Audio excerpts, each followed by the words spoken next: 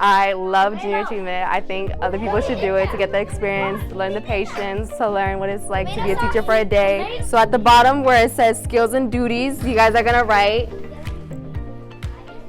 add pizza toppings.